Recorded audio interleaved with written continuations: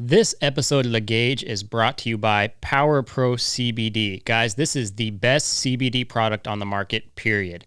They're the only CBD company that controls its crops from start to finish. You know, as they say, from dirt to bottle. It's the most pure CBD supplement on the market. There's so many CBD products out there, and most of them are BS. I can tell you most of them are BS. This is not that.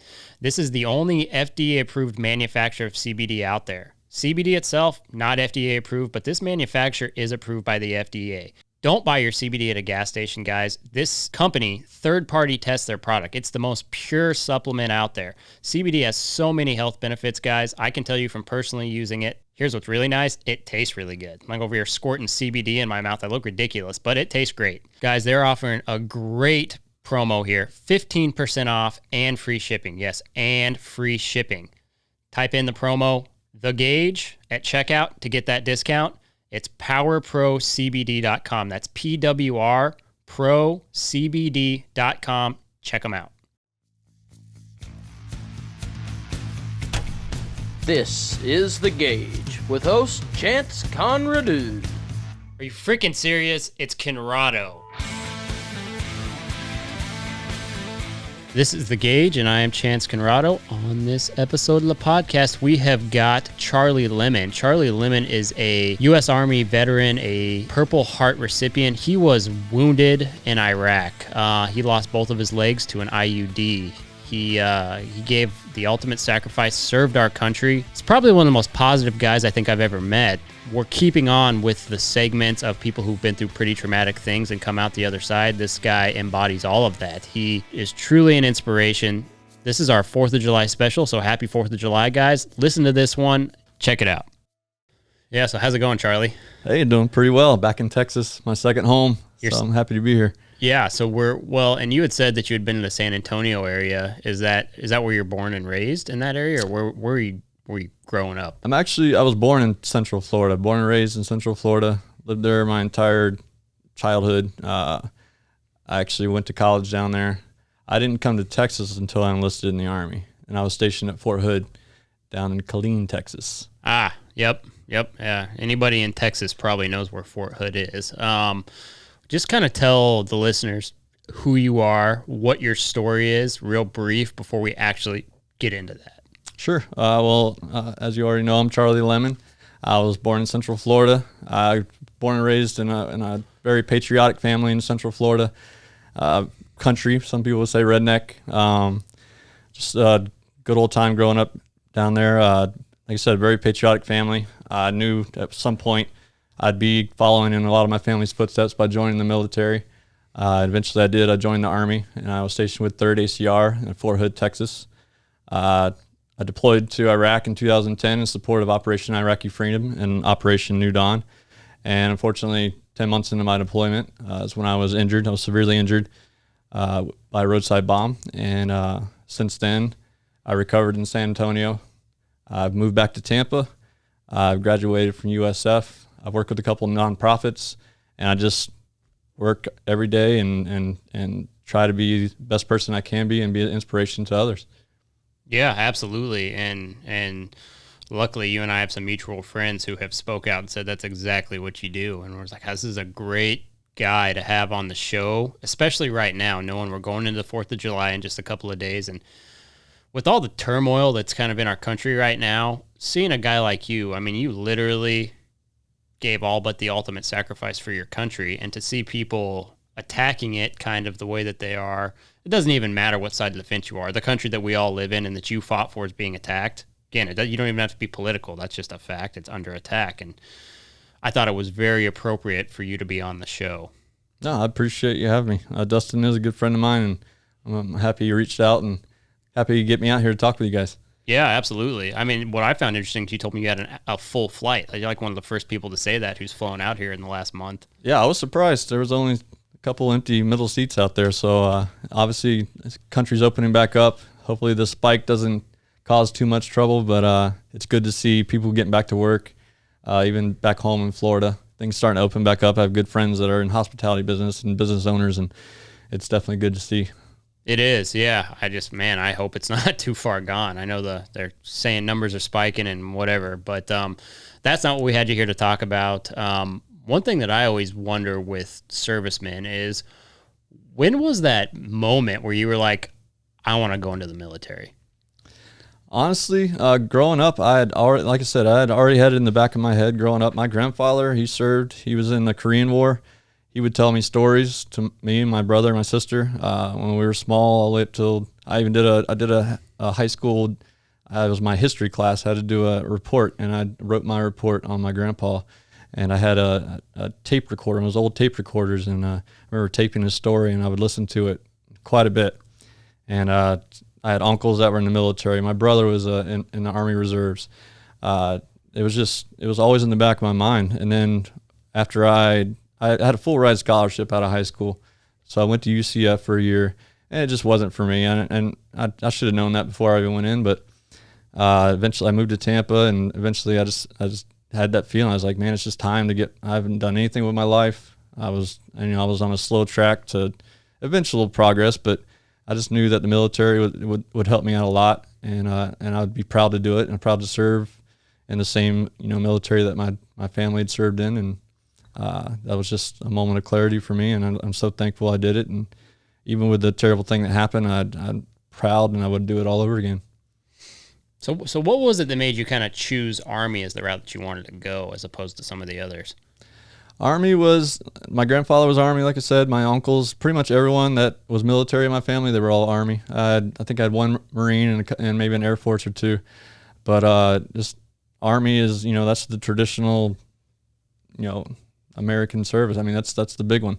And I wanted to be on the front lines. I wanted to join combat arms. I wanted to be doing my part. I wasn't just going to join to, sit on the back lines. I wanted to be on the front lines and in combat and going out there looking for the bad guys and making sure my family was protected back home.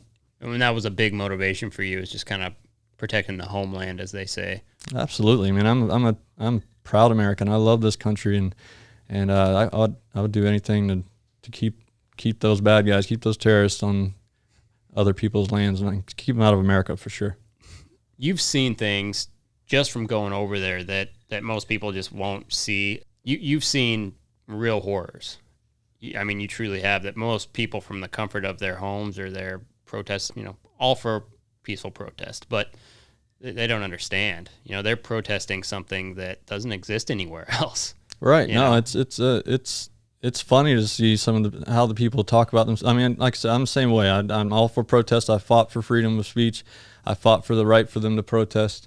But some of them call themselves warriors and calling us war zones, and no, we don't want war zones here. And if you think that's a war zone, then you haven't seen anything.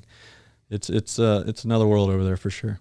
So let's take us back to kind of you getting out of basic training and preparing to deploy. I mean, what is that process like? Kind of explain it in detail to people how that goes. Sure. Well, when you enlist, combat arms, they do a different kind of training. Most MOSs, they do, I think it's 6 to 9 weeks of basic training. Then you go to what they call AIT training.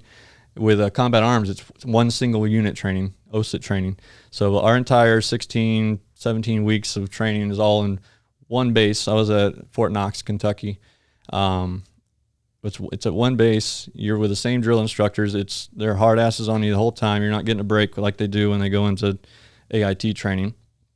But the 16, 17 weeks, and they're basically just weeding out anyone who can't handle the stress. So they're on you. I've always been good. I had a very strict, stepdad, grandfather, very strict family growing up, disciplined. I mean, we got our ass beat when we were a kid. and I felt like that worked out for the best for all of us. We're good kids, but in the Army, they're trying to weed out the weak people. And we started with a group of 120, 130, and we weeded out 70-ish. I mean, we graduated 60, 70 people. So we got rid of the people that couldn't handle it physically, and most importantly, couldn't handle it mentally. That's what combat training is for. Right.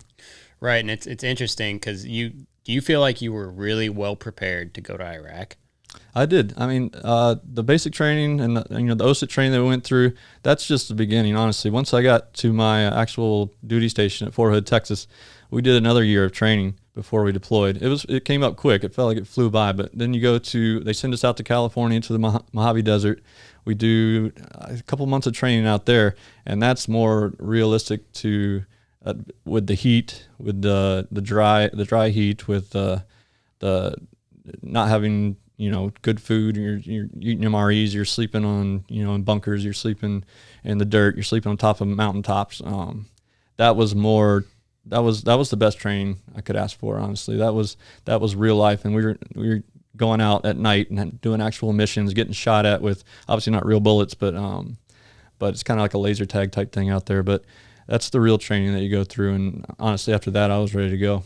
Yeah, yeah. So I mean, they're really just trying to get you acclimated for what it's like there. Oh, absolutely. Yeah, the weather is not as bad in the Mojave Desert as in Iraq, but it at least gets you. It makes you think about it a little bit. Right. So when you got on the plane to go over, I mean, it's a long flight, obviously. Right. And when you get unloaded off that plane, I mean, is it right into the fray, or is there kind of a acclimation period when you're there as well? There is an acclimation period when you go over there too. They send you to Kuwait first, which is a green zone. You don't have to worry about anything there. We spent a month there doing more like classroom work and getting acclimated to the heat. I mean, I remember getting there. It was August 2009, so middle of the summer, 120 degrees. Holy! I just remember getting that first feel of the air on your face. It's like a hot blow dryer. It was intense, and I mean it's 100 plus before the sun comes up. So that was another acclimation period for us. But after that, that's when that's when stuff started getting like you could almost feel it change from kind of relaxed, just getting acclimated to foot to the pedal, man. We got in a Chinook. In the middle of the night, they'd take us and just drop us off outside of the base, drop us off in the pitch black, throw all our gear out the back, and within seconds they're gone, like down on the ground, throw all our stuff out, kick us out, and gone. And we're just grabbing gear in the middle of the desert and marching back to our base to basically just pick a room for the night until we figure out things in the morning. Right. So there's not a lot of explanation on what you're doing. It's kind of like, get the hell out of this chopper. Yeah. And we honestly, I had no idea. I don't know if anyone else did, but really. But when we got kicked out of there, I was like, wow, okay, yeah, Did you feel like you were kind of just thrown out to the wolves with not a lot of guidance? I mean, it's interesting to hear about how, Army superiors or whatever branch, how they handle stuff like that. Yeah, I mean, we had an idea of where we were going, but we didn't know, how it was going to go down, I guess. And a lot of that stuff they keep under wraps for OPSEC purposes. They don't want any of that information to get out. They don't want, the bad guys to know where we're going to be, where we're landing, what time. They don't want to know the plan, so you definitely got to keep that under wraps. Yeah, I mean, so that brings a question that I guess I would ask is that something that you're constantly worried about, is intel leaking? Yeah, no, that's the biggest thing. Like, honestly, we did have internet on and off when we were over there, but they definitely watched over that. You're not allowed, and even when we had guys get injured, they'd completely turn off all communications because they don't want that news to get out before. And the missions that we got briefed on were literally minutes before we'd go out on these missions, so we didn't know anything the night before, or even an hour before. And like I said, if something happened, and obviously we got hit a lot over there, but when someone gets severely injured, they don't want the family to find out through anyone other than a actual officer going to this parent's house to let them know that they'd lost their child, or if they were severely injured, I think they send a police officer, or maybe it's just a phone call. But they don't want that to leak out. Sure. So you got there. How long was it from your arrival to your first boots on the ground mission that you actually went on? Oh man, that was day 1 or 2. It was right away. We were doing ride-alongs with the company that we were replacing. We were doing ride-alongs just to kind of get a feel for the area, have them show us around a little bit, and to kind of see how to operate over there and just know where to go, what to look for, and that was our first couple weeks was doing that. They were doing actual missions, but we were just riding along with them just to kind of, like I said, get our bearings right.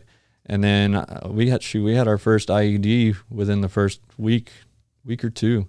It was a bicycle IED. There was a bicycle on the side of the road, and it was actually the truck in front of me, I believe, and it blew up next to the truck. It was thankfully we're riding around in big up armored trucks. They're called MRAPs. They're mine resistant ambush protected vehicles. I mean, that just sounds badass by itself. Yeah, it does. But they're made to reject these smaller bombs. So it just flattened one of our tires, and we were able to. They have these tires have like a self-inflating, so we were able to get it back to at least to our base. It ended our mission, but we put a new tire on there, and we were back out later that day. So how often did that? So you go out on a mission. How often did these roadside bombs cause chaos? I mean, I know it's one of the main things you hear about here back at home happening, at least at that time, was, IUDs, roadside bombs, all those things, and how much chaos they caused. Yeah, the IEDs were the most prevalent attack method that the terrorists used when we were there. Like I said, when we were there, the war was kind of winding down, so we were just doing mostly escort missions, security missions.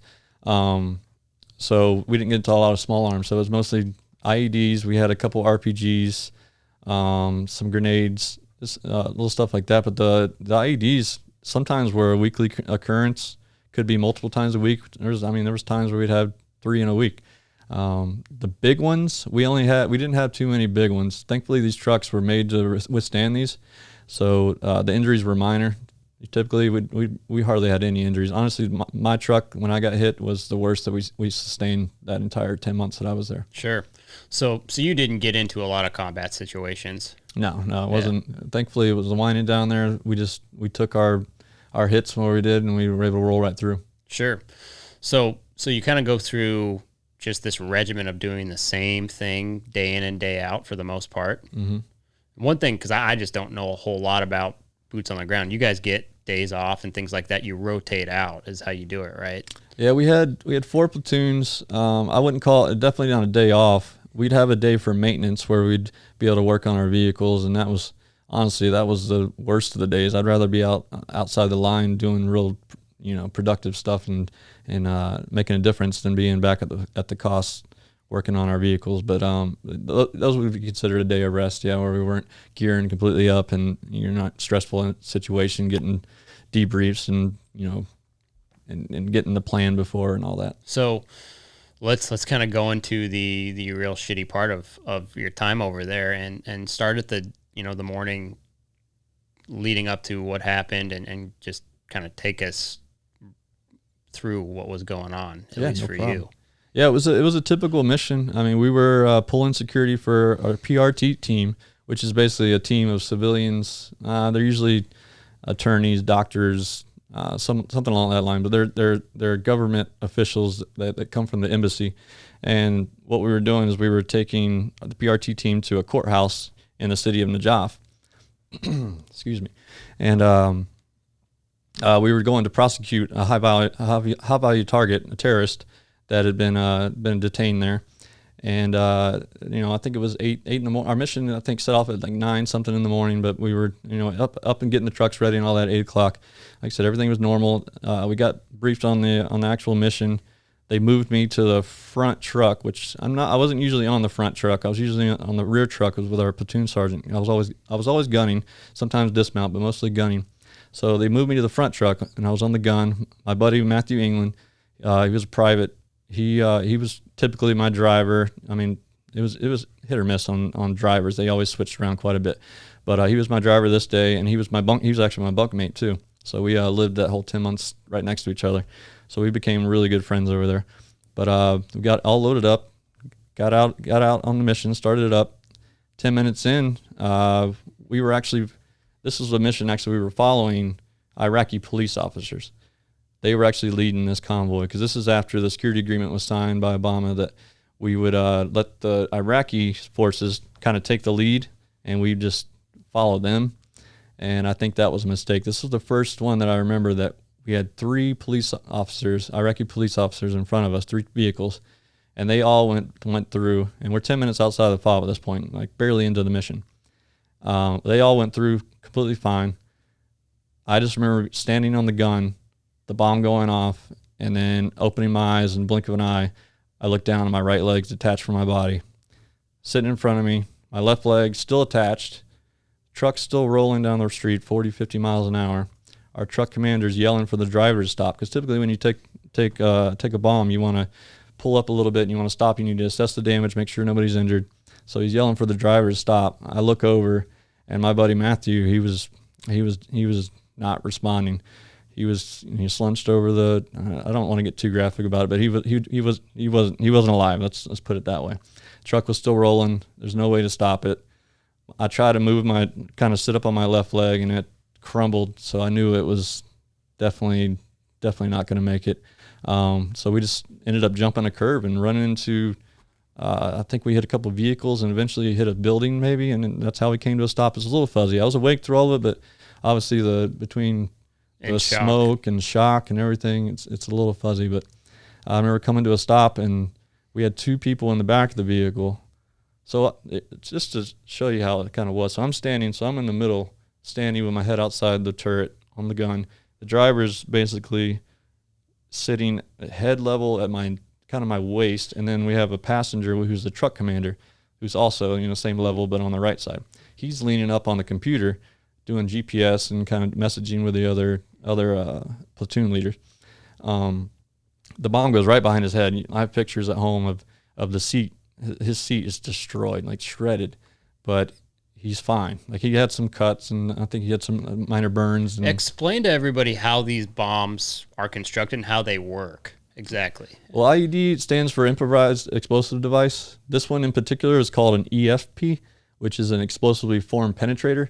This one, it's like a homemade bomb that they put these copper plates inside. And when the bomb explodes, these copper plates shoot off.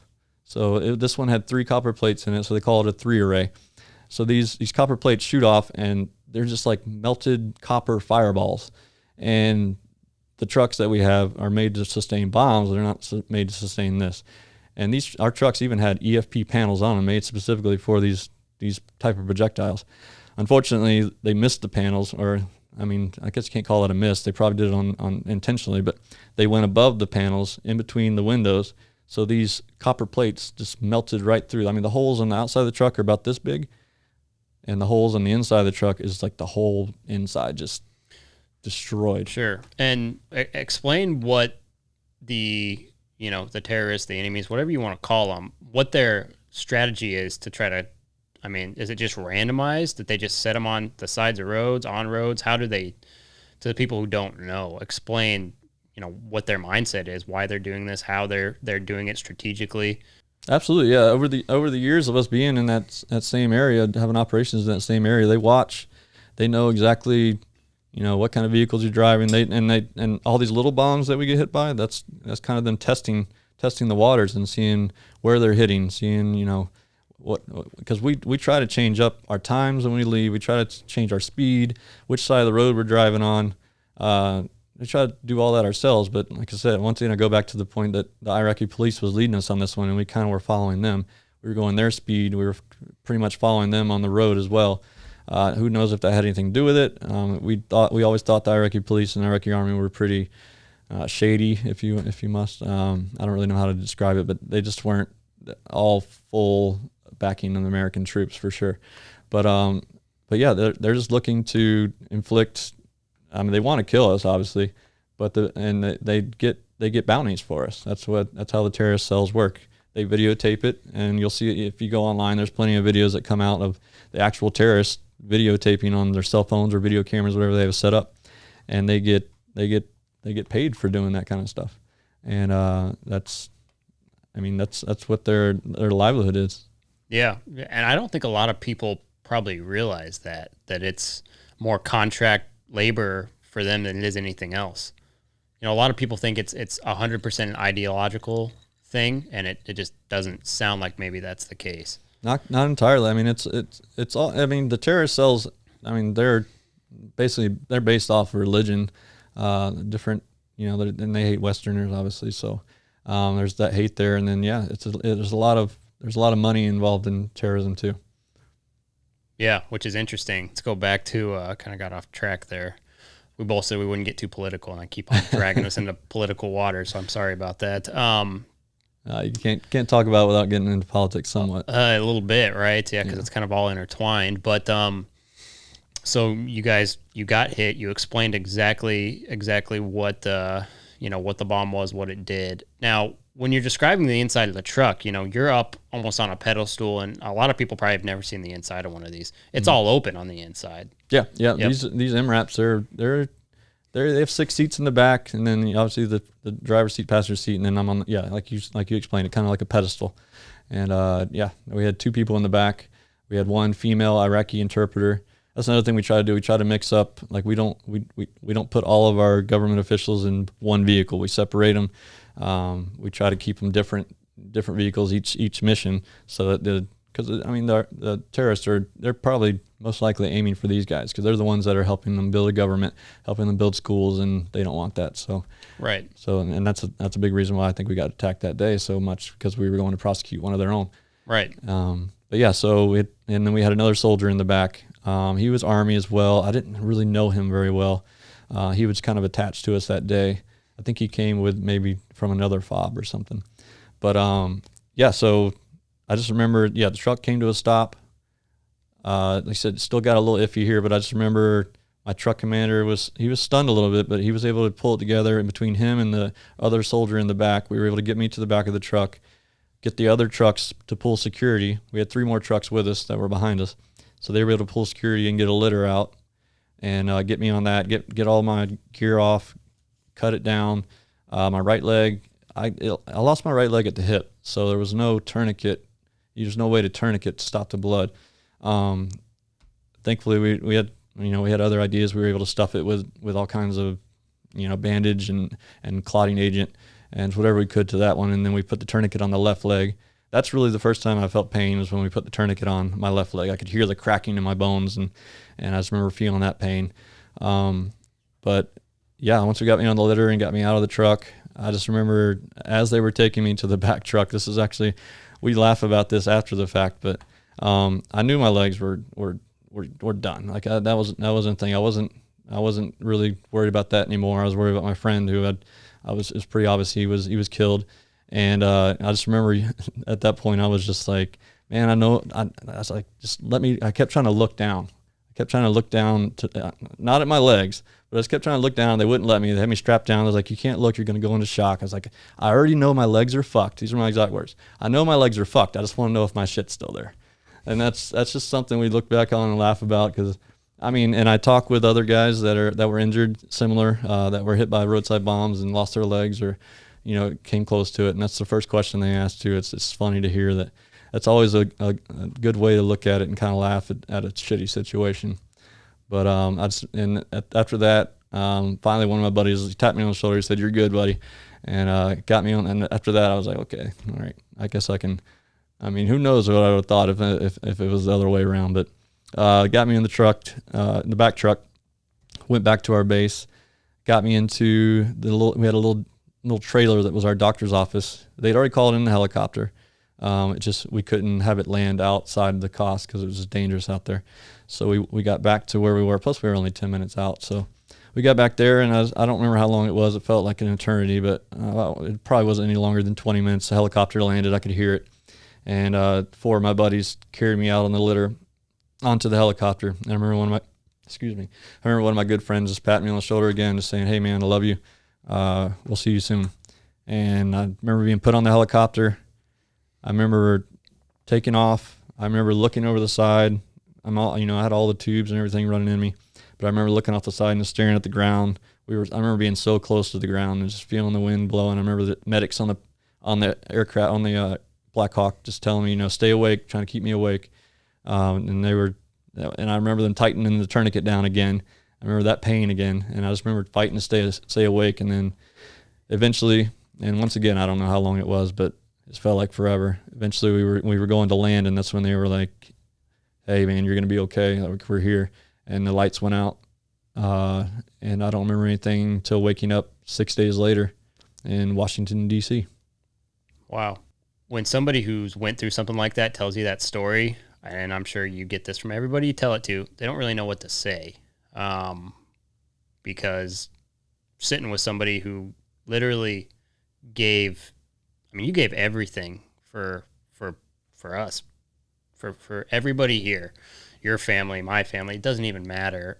I mean, there's 380 million people in this country you did that for. And it's one of the most selfless things somebody can do is become a serviceman. And because you put your life in danger every day almost. And it just takes a special human being to do that. Someone truly brave. And you know, when you're driving, you're mad at traffic or you're mad at some political thing you can't control, or God, you name it. It really puts things in perspective for somebody who has it so well. And I mean, until that happened to you, you probably thought you were on top of the world there doing your thing, and then something so far out of your control from people who just want to cause chaos and hurt you. Because the idea is that you guys were there to help, right? You know, and it's kind of like a dog who just keeps biting your hand.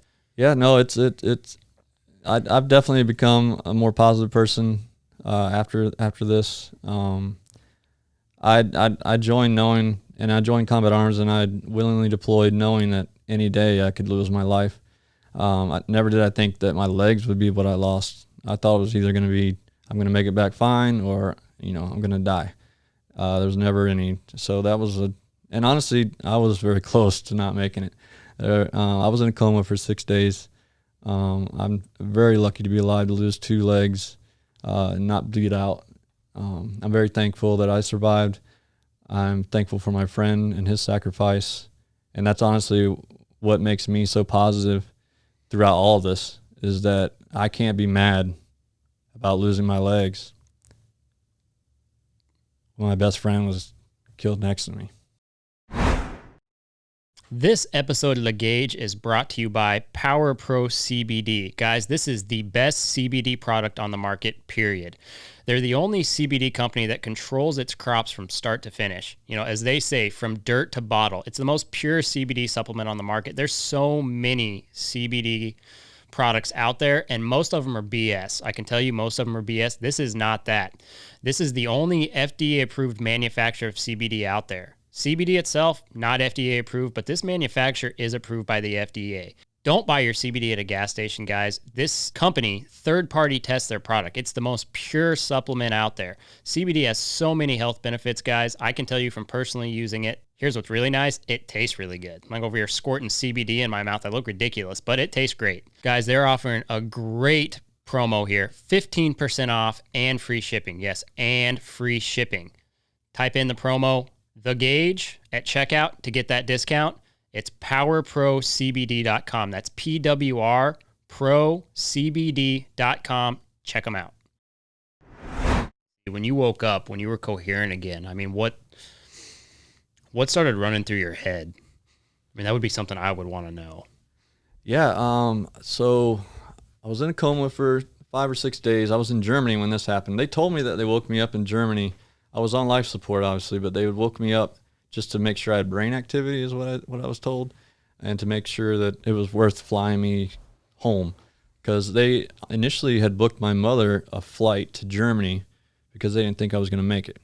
So I think I don't know how long after they booked her flight they were able to, acknowledge that I was gonna be able to at least fly back home, but they were able to fly me home, and then the next day they woke me up. I was still on life support, but my mom was there. I remember her being there, and I remember her asking. I was still on life support, so I was still intubated. I couldn't talk. I didn't realize it because I just woken up off all these drugs or whatever they had put me on. My mom asked me.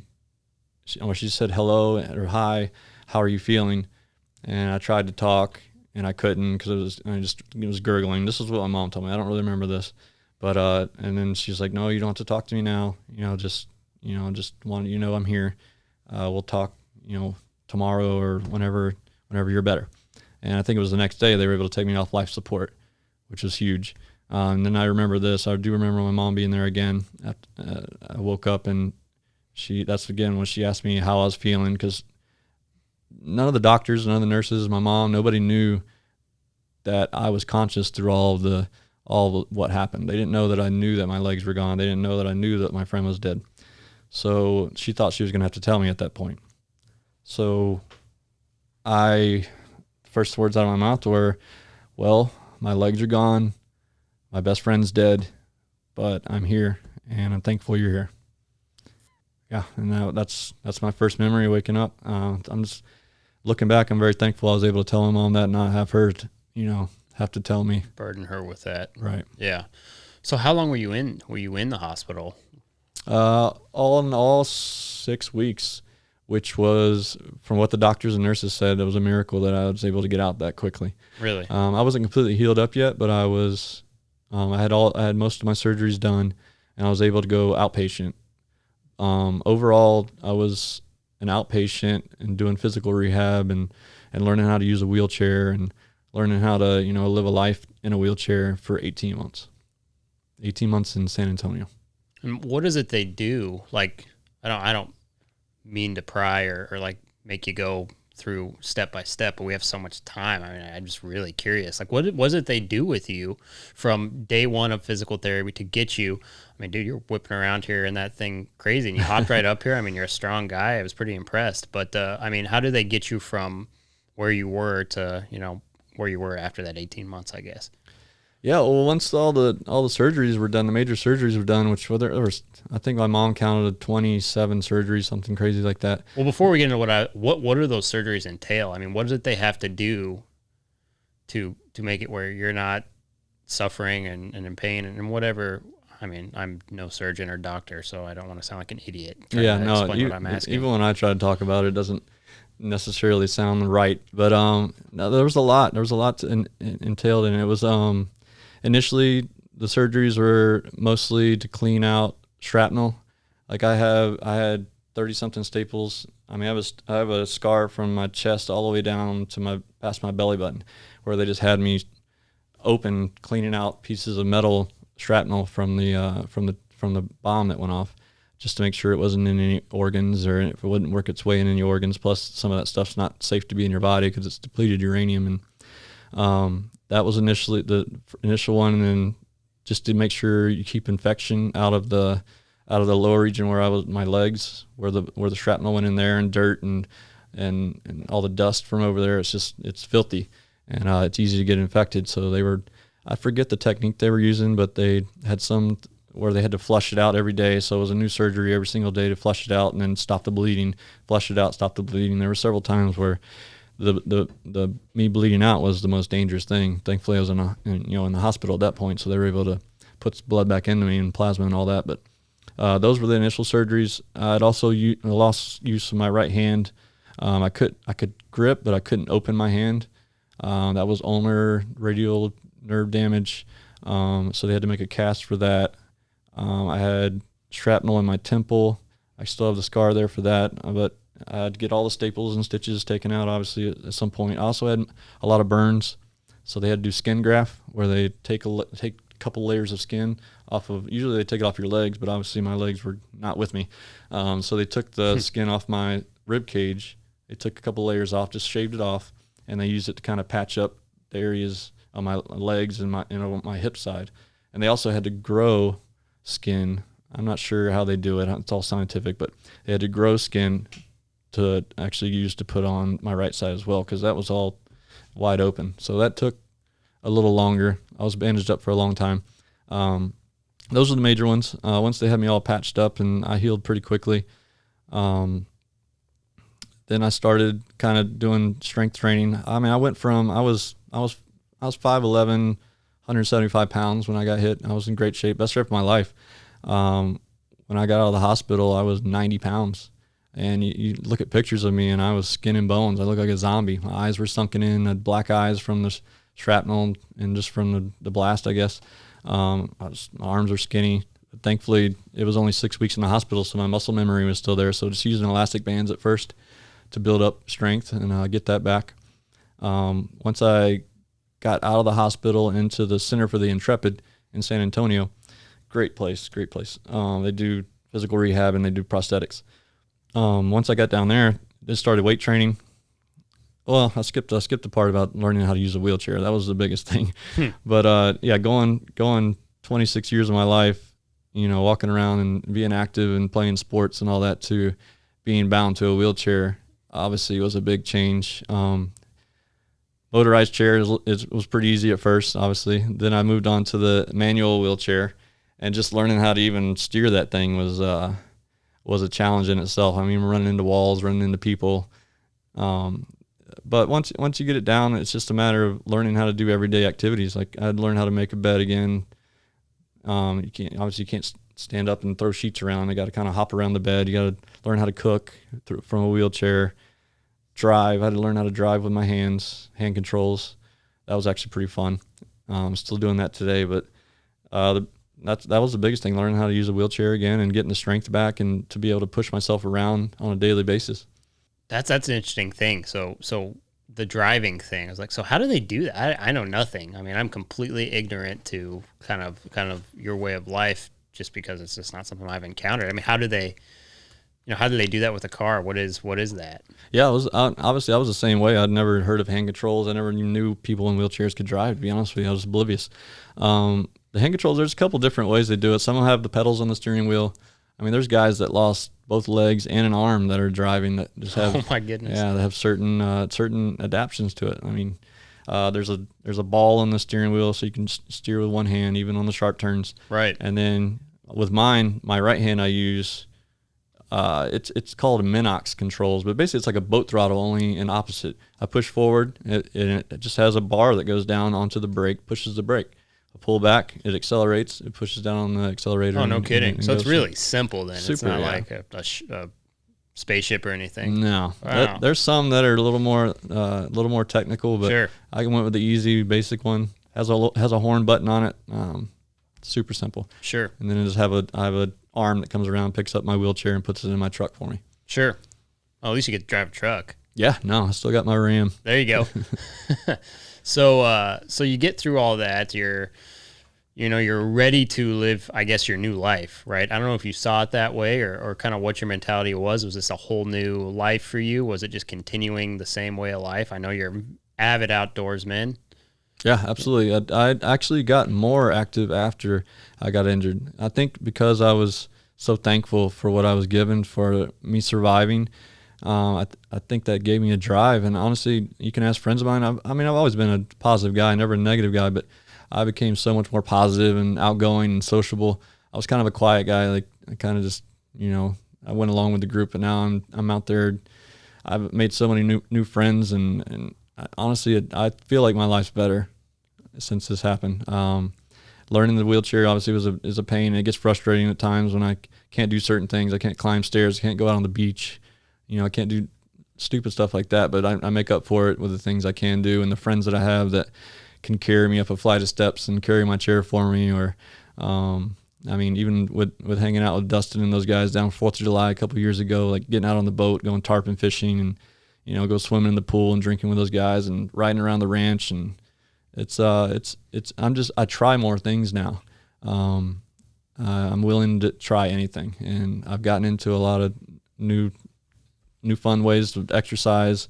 I was always, athlete, and I always exercised. I kept in shape, and now obviously I can't just go take a jog around the block. So I'm out on a hand bike, or I'm swimming, or I have, certain workouts I can do in my garage. I've had to adapt, and I'm still learning stuff, honestly.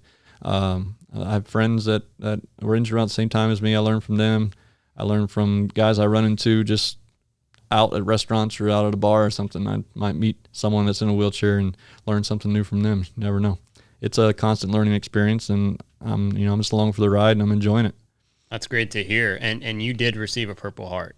Yes. Yep, sir. Yep. Purple Heart. I had a flag. The flag was flown in my honor over the U.S. Capitol building.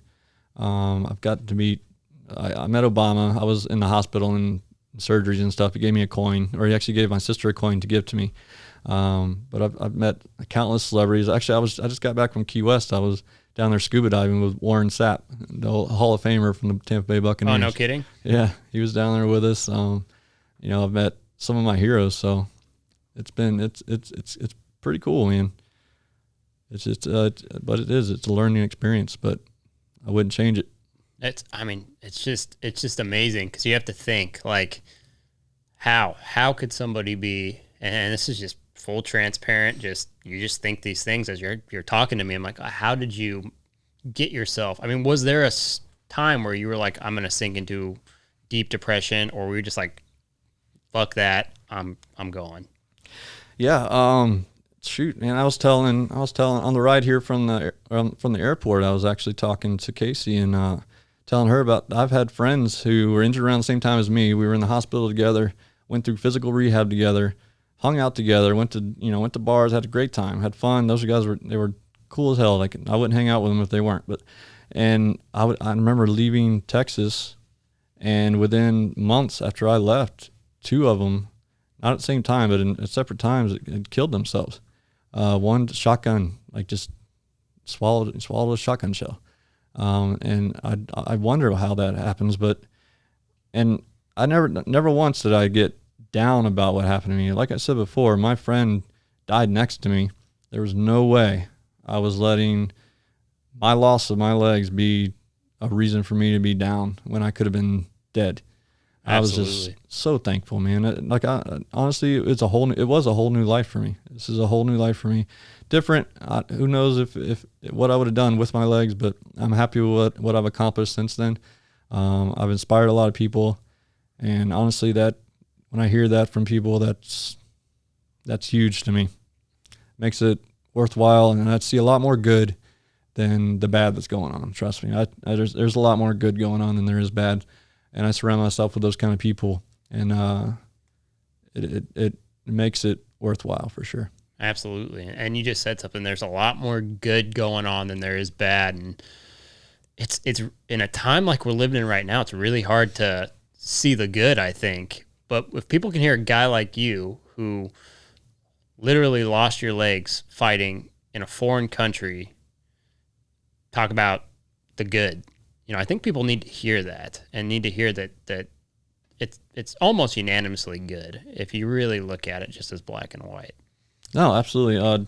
Being where I'm from in Central Florida, and in Texas too. Texas, shoot, I saw it more in Texas than anywhere. But the patriotism, the support, it's just like they call it the silent majority, honestly, because they're not the ones out there complaining all the time. They're not the ones, out there protesting or rioting or. And that doesn't make the news because it's not newsworthy as far as what's going on today. They always want the bad stuff, and that's what gets that's what gets people watching. It's like the analogy of the train wreck. You want to see, you can't turn your head away. Right. No, exactly. You're involved in a lot of different things. You do stuff with Wounded Warriors, don't you? I haven't done anything with Wounded Warrior Project, but I do a couple nonprofits. Wish for Our Heroes is one. They're based here in Texas. They're out of San Antonio, and I actually am co-director of the Central Florida chapter down in Florida, Wish for Our Heroes Incorporated. We help active duty military with hardships. Let's say a husband's deployed or a wife's deployed and their significant other is back home and their car breaks down and they're not here to help or they don't have the funds to fix it. We'll help them with that.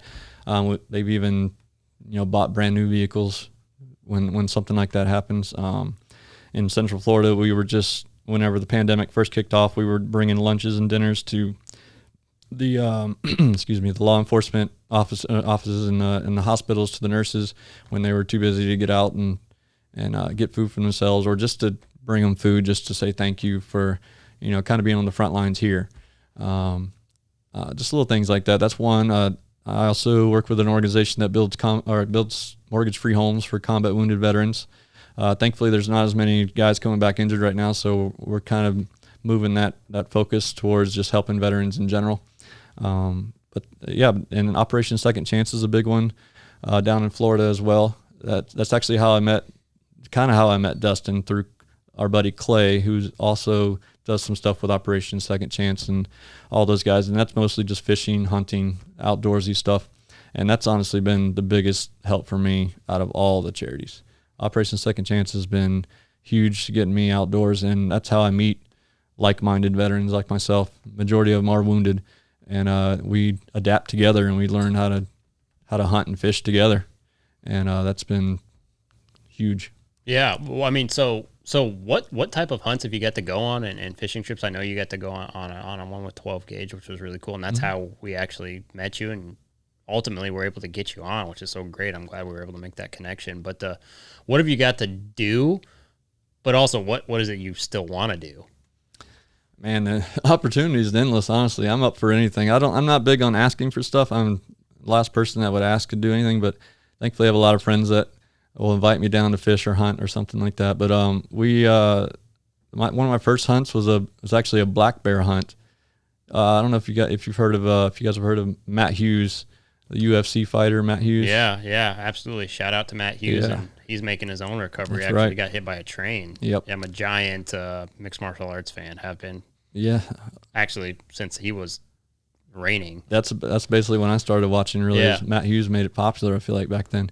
But I did a big black bear hunt with him up in Vancouver Island. That was pretty incredible. He actually was that before or after his incident? It was before his incident. Yeah, he's doing real well. I've seen videos he posts every now and then. He's working out. He's still not, he's definitely not anywhere near 100%, but I think he'll get there eventually. But I hope so. He's pretty amazing dude. Yeah, no, in this hunt, man, there's pictures, and I was actually on his hunting show. I forget what it's called, Uncaged with Matt Hughes. Right. I was on his hunting show for that black bear hunt, and they didn't get the film, it wasn't on film, but there's pictures of him actually putting me on his back and carrying me up these mountains to go get these bears. So he's that type of guy for sure. I could see that. Oh yeah. What were you just like?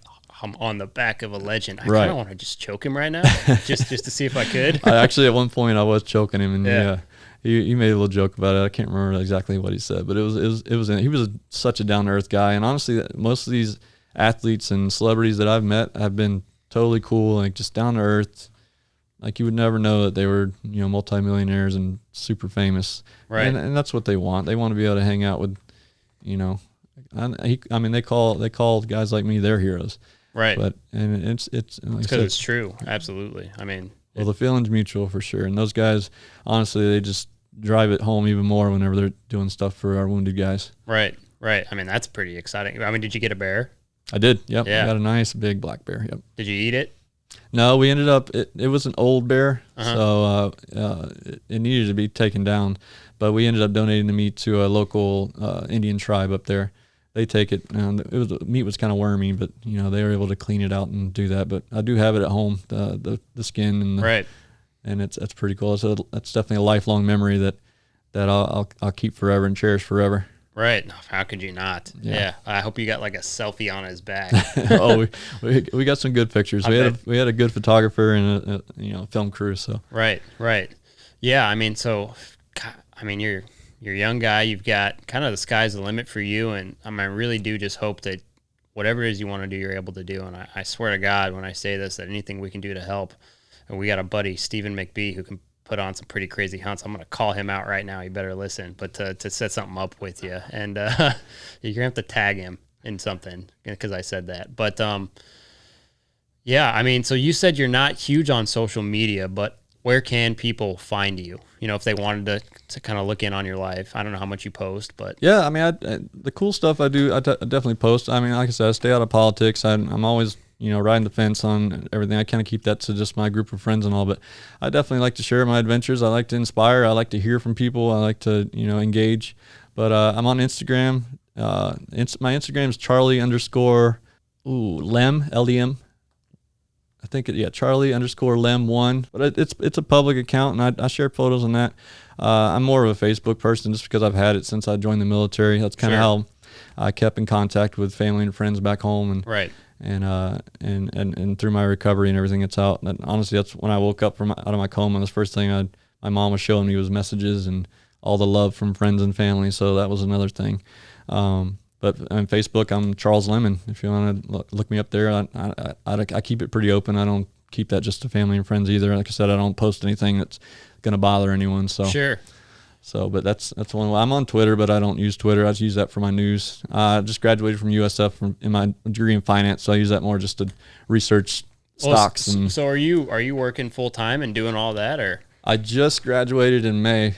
So this pandemic and stuff's kind of making it difficult to find work right now. I'm kind of So I'm kind of just letting it ride until all this kind of calms down.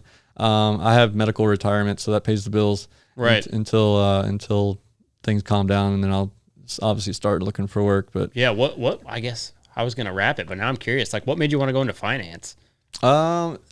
Well, after I got out of the military, I'd saved up some money. I'd been over there 10 months to my deployment, and I'd saved my money up.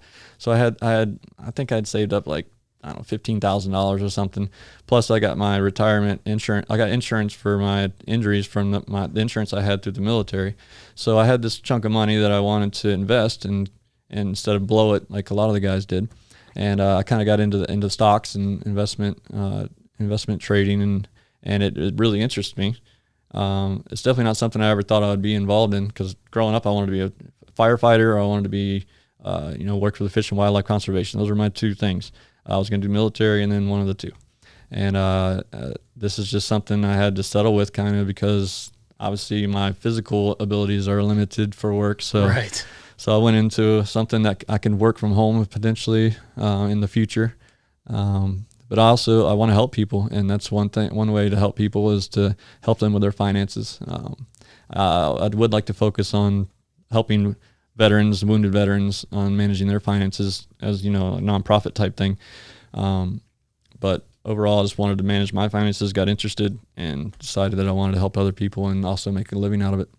Makes sense. Yeah. Well, I mean, you're a super articulate, smart guy, so I bet it'll be right up your alley. I appreciate it. Oh, absolutely. Well, yeah. Guys, check him out. This is an important one to listen to. But, dude, thank you so much for coming on. And yeah, thanks a lot, man. And happy birthday, America. Happy birthday, America. That's right. Cheers. Cheers. Hey.